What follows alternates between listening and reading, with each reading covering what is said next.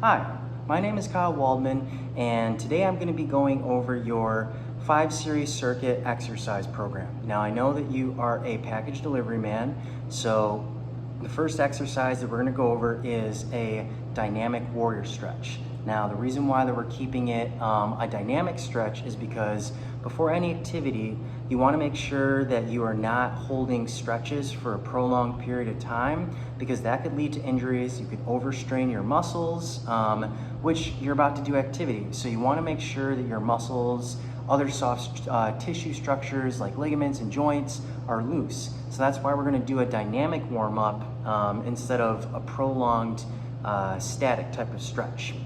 And so the reason that we're going to do the dynamic warrior stretch is because that's going to keep mobility. It's going to be good in our back. It's going to get us into extension, which is also another motion that centralizes your pain. I noticed that centralizing means where the pain stays compared to peripheralizing, where the pain is actually going to radiate. And so we're getting into that extension. We're also opening up some back musculature. We're also getting those arms nice and stretched open as well, okay? And so that's going to be stretching some lats.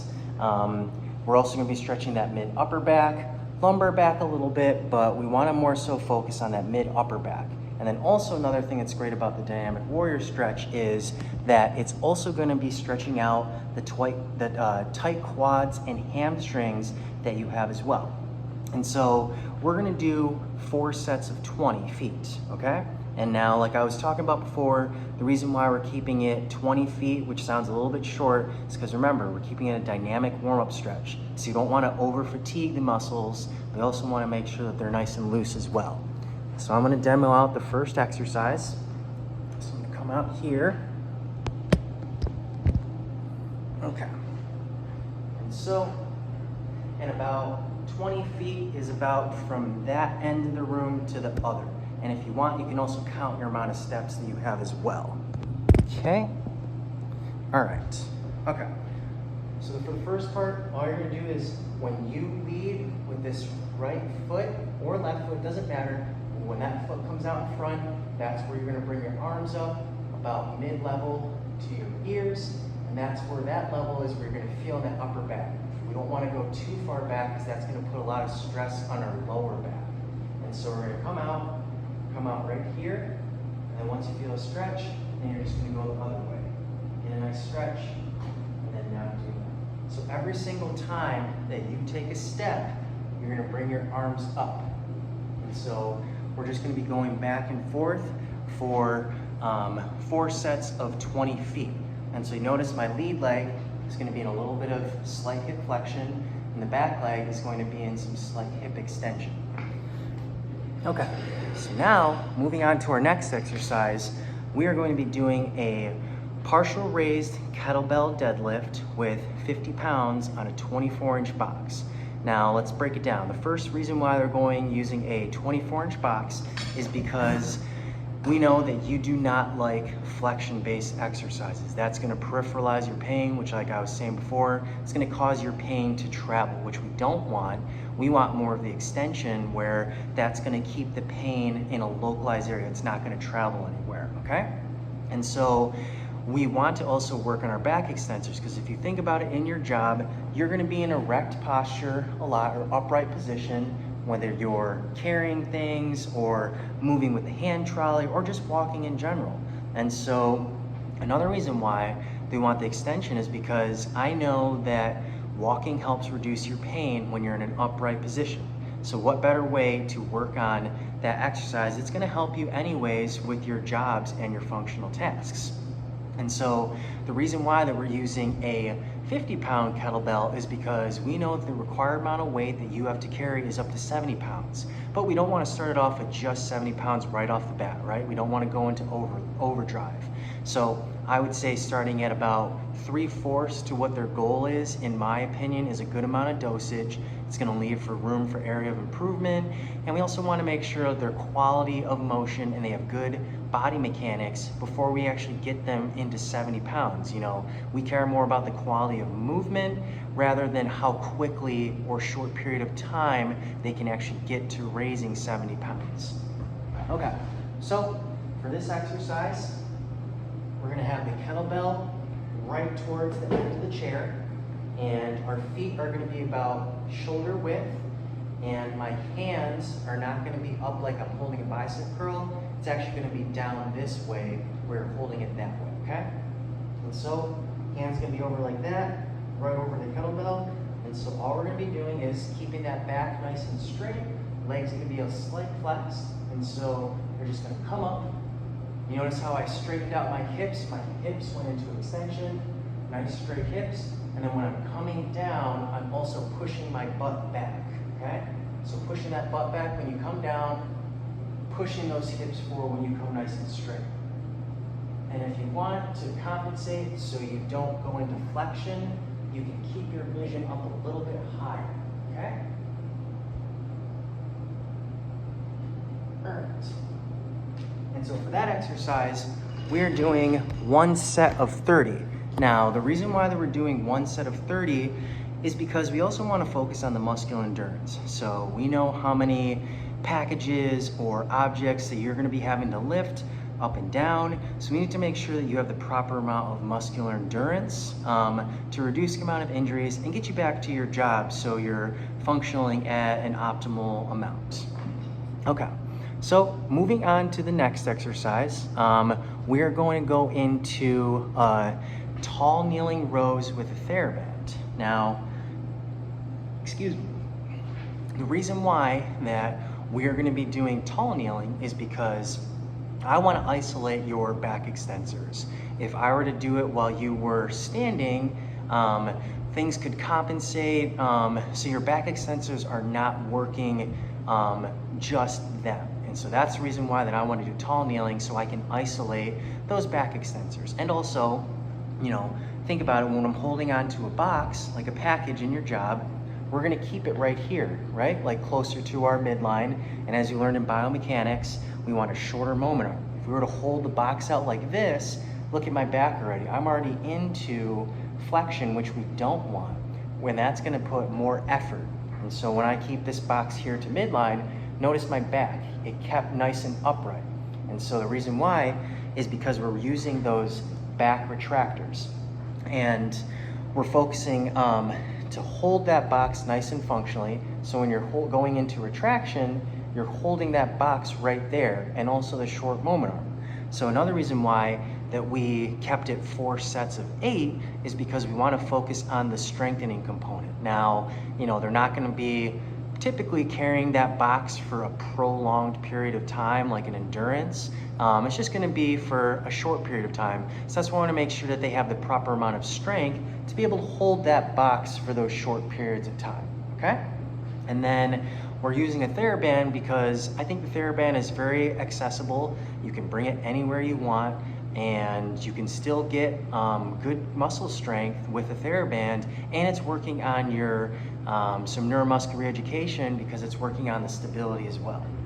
So let's actually go over here, and so I'm gonna show you how to set it up.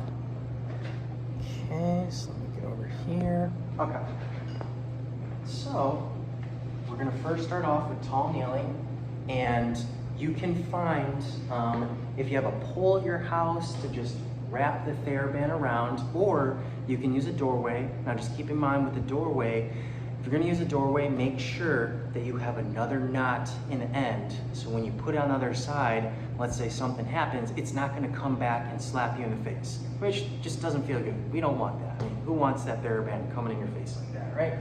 Okay, so we're gonna be tall kneeling first. I'm just gonna slip this around, just like a pole. Okay. So you notice that my hands are in a neutral position. They're not over like this. They're not up like that. They're nice and neutral. And so I'm keeping a nice upright posture. I don't want to be leaning forward just like that.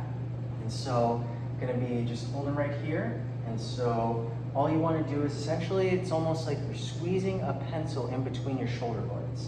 So I'm gonna come right here. My elbows are gonna get about to midline, feel a tight squeeze in my upper back region, and then keep it nice and controlled coming down, or coming back. Pull it back, and come all the way forward.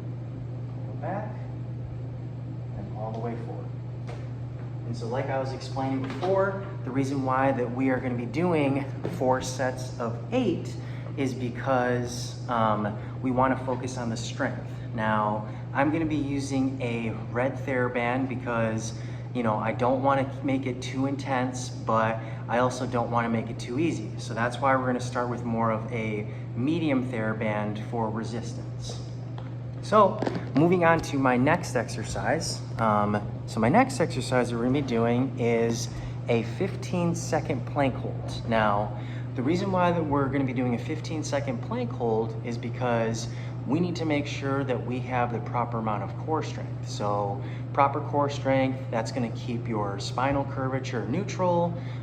It's also going to reduce the amount of pain, specifically in the low back. But also it's just going to keep you more stable. So whether you're walking around, if you have a tight core and it's nice and engaged, you're going to make sure that you're going to reduce less injuries. You may not experience low back pain, which is what we want for you specifically. And so another reason that we're going to be doing a plank is because we know that you don't like flexion-based exercises. It brings you on pain. That's where the pain starts to travel. Whereas an extension-based exercises, that's where the pain doesn't feel bad for you, right? So that's why we're going to be doing an ab exercise in the eccentric contraction, where it's more so going into extension and not flexion, okay? And then another reason why that we did 15 seconds holds is because I want to focus on the muscular endurance for you. Now, I noticed that you have a 3 out of 5 strength for core, which is not bad, but just what it means is that you have enough strength to go against gravity. So I think that it would be a good dosage to go for 15 seconds on a plank hold. Plank hold is not very basic, but it's also challenging at the same time. And so given your 3 out of 5 MMT strength for your core, I think that this is going to be a perfect amount of time and proper exercise that will work on your core as well. Okay, so let me go into the demo. So what we're going to be doing is we're going to be getting on the balls of our feet, okay? And we're going to be laying on top of our forearms. And so we want to make sure that those elbows are lined up with the shoulder at 90 degrees. We don't want it too far forward. We also don't want it too far backwards. We're going to be on the balls of our feet. So you notice how my elbows are nice and aligned with my shoulder. And so my hips are not too far down, but they're not too far up. It's just right in between. And you're just going to hold that right there for 15 seconds. And just remember, you want to focus on your breathing. So make sure that you're breathing in through your nose and out through your mouth. Okay, so that completes the plank hold. And then the last exercise that we're going to be doing is more functional. Now, the reason why this one is more functional is we're going to be focusing on the eccentric contraction of your quadriceps. Now, when you're carrying a hand trolley, going down a ramp, holding onto packages, you're going to be going down this way. And so if we don't have those quads eccentrically contracting, then what's going to happen is your knees are going to buckle, you're going to go into excess knee flexion where the knees are bending, and then it's going to cause you to fall, which we don't want. And so the reason why they're focused on the eccentric contraction is because that is what causes you to, when you're going down a hill, to not fall forward, okay?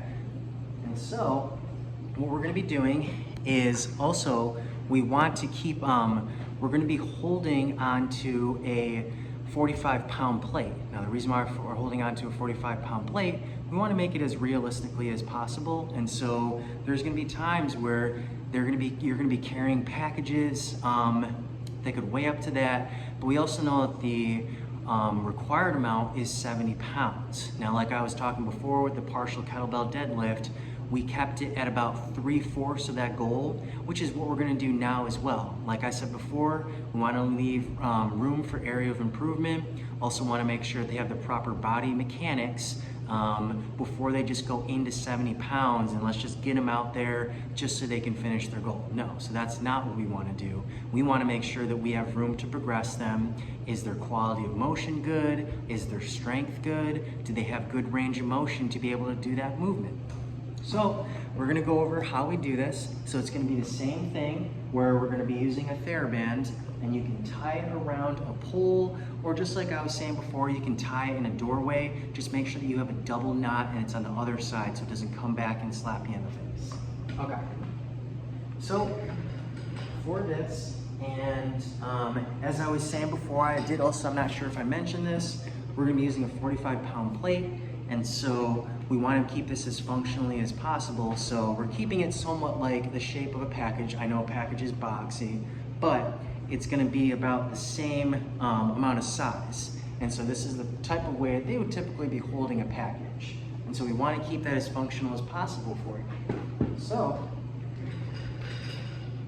what you're gonna do is you're gonna tie this TheraBand around, you're gonna pull it here, and so when you're first putting it on, my suggestion is to turn around and tie this so you can actually watch yourself tying that double knot. Okay, so once we got that there nice and tight, we're gonna grab our 45-pound plate, and we're gonna make sure that also this TheraBand is at hip level. It's not too high, but it's also not too low. We're going to get our plate in functional position, what would be like in your job.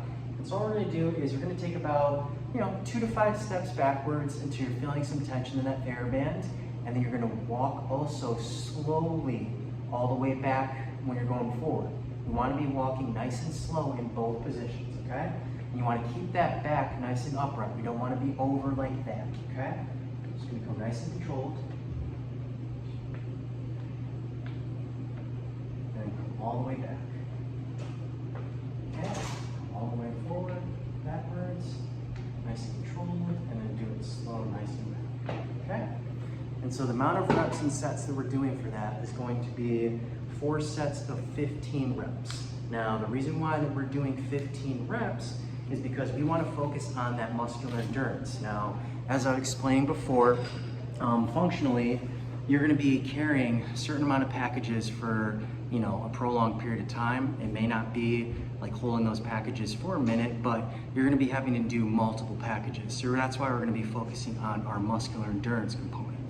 So that completes my 5 series circuit exercises that I have for you, and I hope you have a wonderful day.